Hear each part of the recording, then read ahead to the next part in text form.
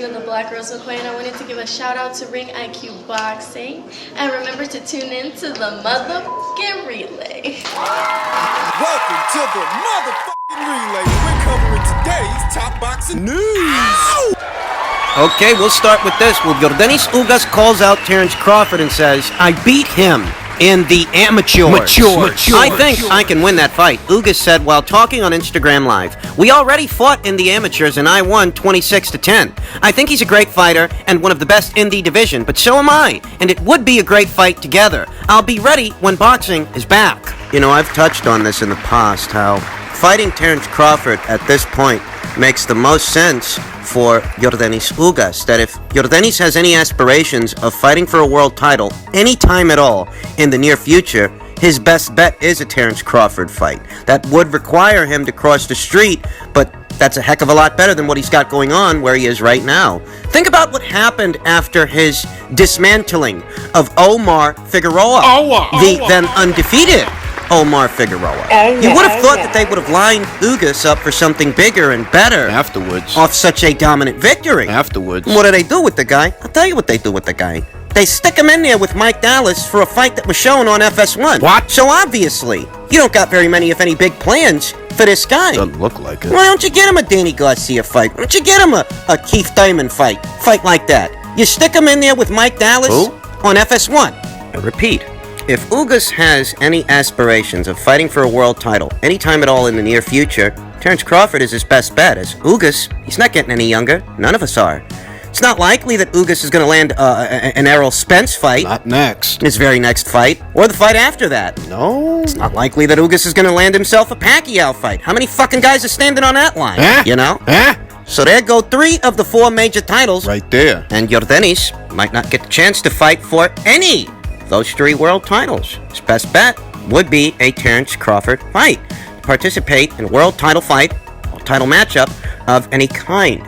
You'll notice that Yordenis Ugas brought up, their bout in the amateur ranks, and I think that long time ago services is no insight to what would happen here today in the professional ranks. As Ugas versus Crawford in the amateurs, it's many years ago. I mean, obviously, Ugas isn't the same fighter that he was before, but neither is Terence Crawford. These guys have since added things to their repertoire, rounded out as fighters, to where what happened all those years ago is no insight into what would happen here today. I think that here today, Crawford versus Ugas is a solid matchup between 2 top 10 welterweights. That's what it is. Terence Crawford, the WBO champion, and Yordenis Ugas, who if you look across the board, this guy's a consensus top 10 fighter in the welterweight division. It's a solid matchup. I view the matchup as no better and no worse than either a fight with Kell Brook or a fight with Sean Porter. Now, Ugas is not as well known. Really doesn't have the profile that either a Kell Brook or a Sean Porter has. Ugas hasn't fought on the same number of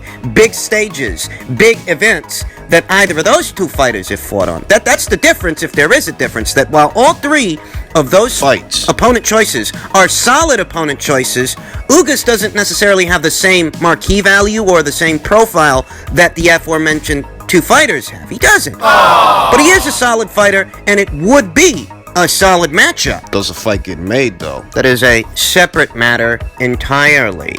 You see, a fight like this happening hinges on, 1, Top Rank being open-minded, and 2, Yordenis Ugas being realistic with himself. You can't walk into that set of negotiations thinking that you're going to get what Amir Khan got. You won't. Or what Jeff Horn got. You won't. Amir Khan, he's been a bit of a underachiever the last couple of years, he has, but he still has a name. He still has a profile, more of a profile than a Yordenis Ugas. So you can't walk in there thinking you're going to get what he got. You won't. You can't walk in there thinking you're going to get what Jeff Horn got, because when Jeff Horn fought Terence Crawford, Jeff Horn was a champion. Jeff Horn had a belt. And you don't. So in order for this kind of fight to happen, Yordenis Ugas, he has to be realistic with himself, him and his people, that it's more of an opportunity for you than it is for Terence Crawford. And if you go trying to drive a hard bargain, you're going to wrap that car around a fucking tree. You'll fuck yourself out of the only world title opportunity on the table for you. That's assuming Top Rank even cares enough to deal with this guy. They might look at this guy and say, hey, for dealing with this Ugas guy, Who people don't really know. might decide all of a sudden to start driving a hard bargain. Why don't we just get fucking Kell Brook? He got stabbed in the leg. That guy's tough. Yeah. Used to be a world champion. He fought Errol Spence. like He's Brook. coming off a string of victories. Why don't we just get that guy? Can you get me Kell Brook? Since Ugas wants to drive a hard bargain, that's what could happen. That's what could happen if the situation is mishandled. You can't go in there like you're Kell Brook. You can't go in there like you're Sean Porter. You can't go in there like you're Jeff Horn or Ramir Khan. You got to be realistic with yourself. As a boxing fan, I do like the idea of this fight. I think it has the makings of what could be a competitive matchup, as Yordenis Ugas is one of the longer welterweights in the welterweight division, a guy who can box comfortably from the outside but do a little bit of banging on the inside. As we saw, was indicative in the Omar Figueroa fight. Would be a credible scalp for the likes of Terence Crawford, provided that he can collect it. So I like the idea of the matchup, and I think that Ugas, more or less, has the right idea. He should be looking at Terence Crawford, because neither Errol Spence or Manny Pacquiao, they're not looking at him. They're not. He's not likely to get those fights, so he's got to look elsewhere for opportunities. And with Terence Crawford, I genuinely think he has an opportunity. It's all Hinging on. contingent on how they treat the situation. Do they play their cards right? Moving on. Frank Warren seems to want Deontay Wilder to fight Daniel Dubois after the Tyson Fury trilogy. He was quoted as saying, Wilder is good, don't get me wrong, but my man will be miles better in time. Daniel's big and powerful, and everyone knows he can punch too, but he's a good boxer. I've said before that he has a Larry Holmes-like jab, and he works the body as well as any heavyweight on earth. I've been telling people how good Daniel is, and once the world starts going back to normal, I'll have no doubt he'll show you. Daniel is the best heavyweight prospect on planet Earth, and he'll have far too much for Deontay Wilder. I truly believe that. Some special consideration has to go to what Frank Warren believes, as was Frank Warren's beliefs that led him. The Fury versus Wilder 1 and 2. He backed his man, he felt he could do it, and time has proven him right. Yeah. Hasn't it? I mean, ahead of the first fight, I myself thought it counterintuitive for Tyson Fury to go in there with a puncher like Wilder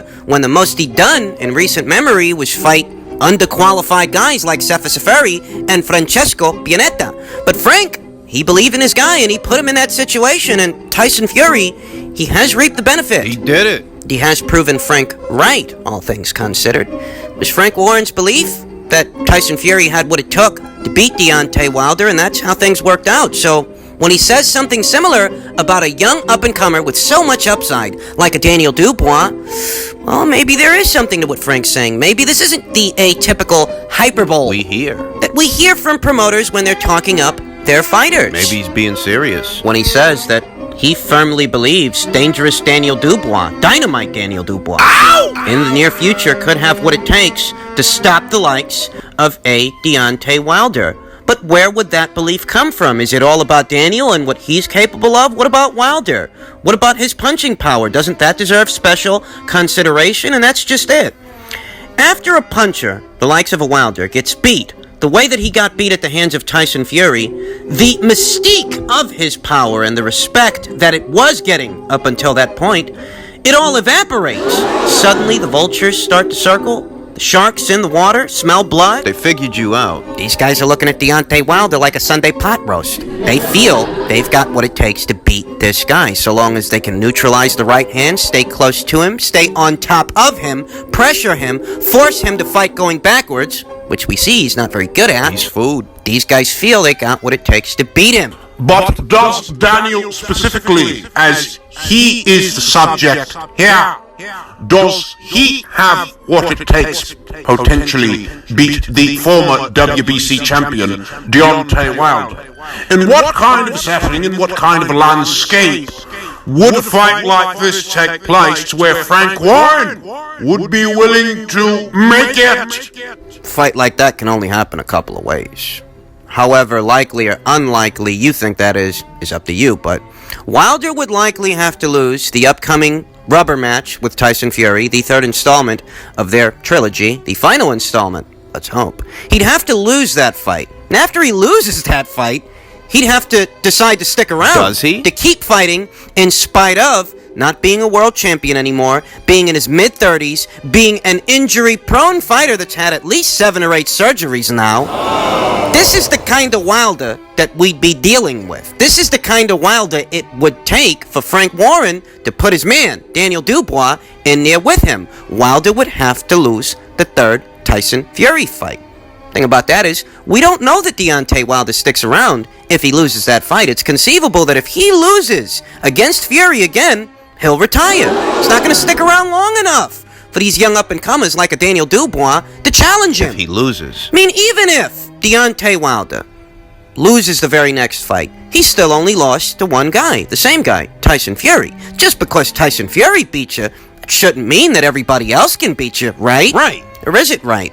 It's true that if he lost to Fury again, he'd only be losing to the same guy, the only guy that's ever beaten him. One guy. It's the other things that don't lend themselves to Wilder's longevity. It's the other things that you have to think about, that this is an injury-prone fighter, a very thin heavyweight. He's not a big-bodied guy like a Daniel Dubois, like a Joe Joyce, like an Anthony Joshua, certainly not like a Tyson Fury. Wilder's a little bit on the slinky, thin side as far as heavyweights today go. He's had several surgeries over the years. He's in his mid-30s now. If he gets beat by Tyson Fury in the 3rd fight, and the beating is worse than the beating that he got in the 2nd fight, what will the state of that man be? Will he be in any physical condition, in the state to where he can even bounce back against someone else, against someone as green as a Daniel Dubois? If Wilder loses that 3rd fight, it's probable, plausible, that he could retire. Because of these aforementioned factors. We'll say, if by some chance, by some kind of lucky dog, every dog has his day kind of chance, Wilder wins the 3rd fight, he defeats Tyson Fury, I don't think that Frank Warren's going to be able to keep that same energy. I don't think he's going to be able to maintain that enthusiasm. If Wilder wins the 3rd fight, Frank Warren's going to forget about putting his guy Daniel Dubois in there with him. Just as well, if Wilder does manage to get that belt back, who's to say that the PBC won't wrap him in a protective cocoon moving forward? Every fight thereafter. They're not going to risk this guy losing that belt again if he manages to get it back. I mean, not unless the rewards match the risks, and the only fight like that would be the Anthony Joshua fight. They haven't been in any hurry to make that fight over the years, now have they? If Wilder manages to get the belt back, I don't know that he would fight the likes of a Daniel Dubois. I don't know that they would let him. So if Wilder wins, he gets the belt back, I don't know that Frank would want to make it, and I don't know that the people over there at the PBC would want to make it. An alternative scenario, a 3rd scenario, Wilder doesn't get the belt back. He loses, but he decides to stick around. He decides to keep fighting a couple more fights, right? Right. That protective cocoon I just mentioned, that might still be a factor to where, okay, Wilder doesn't retire, but he doesn't take chances fighting other fighters from other stables either. That they'd have him exclusively fighting against the PBC stable of heavyweights in an effort to find their next prize stallion, their next pony in the show, build up their next face for the heavyweight division on the premise of building up a Deontay Wilder fight. That even if Wilder doesn't retire, even if he decides to stick around, that doesn't mean he's going to take on all comers. He didn't take on all comers before he became a champion. So why would he now? So why would he start taking on all comers after he's lost the belt and been beaten potentially 2 times already? Even if the guy doesn't retire and he decides to stick around, that doesn't mean he's going to take on all the sharks that are in the water. But let's be honest, folks. The real interest, the real intrigue in association with this discussion isn't trying to figure out which scenario makes the fight likelier to happen than not. The real interest, the real intrigue is figuring out, or attempting to figure out, what would happen if they were to fight, if that were the next fight. Has Daniel Dubois shown us enough, here and now, based on what we now know, that he could beat Deontay Wilder? And I dare say no. I dare say no because, you look at Tyson Fury and what he did to expose Deontay Wilder's deficiencies. And it doesn't just come down to, punching power. It's the little things. It's the feinting, keeping Deontay Wilder guessing. Deontay Wilder isn't a volume puncher, nor has he ever been. It's economics. This guy don't go out there throwing punches in bunches. And when you've got a guy like Tyson Fury, a tactician, who feints and gestures as much as he does to psych the other guy out, give the guy something to think about. So while he's thinking, you can take the initiative, you can take control of the fight. Daniel Dubois hasn't shown those kinds of qualities as a fighter. Not yet. He doesn't feint like Tyson Fury feints. He's not ambidextrous the way that Tyson Fury is ambidextrous. He's not. Well, granted that Daniel Dubois has very generous dimensions as far as heavyweights go. He's a big kid, big-bodied kid, big punch. Good snap on those punches, good reach. Fabulous 1-2 from the outside coming in so that he gets the other guy's respect Coming in. whilst he's stepping into the pocket, to where either he lands the combination or he gets the guy to cover up, allowing him to step into range safely, step into the pocket safely, to where he can unleash devastating hooks. These are great qualities in a fighter, a young fighter with as high a ceiling as a Daniel Dubois. However, this alone doesn't tell the story. Tyson Fury pressured Deontay Wilder. He did. But it wasn't necessarily pressure by way of volume so much as pressure by way of footwork. That Tyson Fury wasn't giving up ground. He stayed there with Deontay Wilder, smothering him, on top of him, close to him. Deontay Wilder generates great power when he can get full extension on his punches. But the closer you get to him, the harder that becomes to do. For him. Tyson Fury was able to neutralize the big right hand by staying with Deontay Wilder, but not so much as opening up on Deontay Wilder. He'd go downstairs on him, he'd go upstairs on him. He did. But it wasn't as simple as simply letting your hands go. It's the little things, where you are relative to where he is and how that affects His power. his ability to get off those big punches. Now, Tyson Fury did stay on top of Deontay Wilder, and whenever Deontay Wilder wanted to get something going, Tyson Fury would dive into a clinch, smother him, lean on him, tire him out, because Deontay Wilder, he's already an economic fighter. If you keep forcing this guy into situations when he's already an economic fighter, it's going to take that much more of a toll on his energy reserves. You're pushing him around, you're hitting him up top, you're hitting him downstairs. When you're not doing that, you're tying him up and you're leaning on him, wearing him down. He's not used to having to work that much. Essentially what I'm communicating is that Daniel Dubois is not the mirror of Tyson Fury. They're two different fighters that go about fighting a fight in different ways. Thus, just because Tyson Fury went out there and did what he did to Deontay Wilder doesn't mean that Daniel Dubois can have that same success. They are different fighters. And those eggs need more bacon.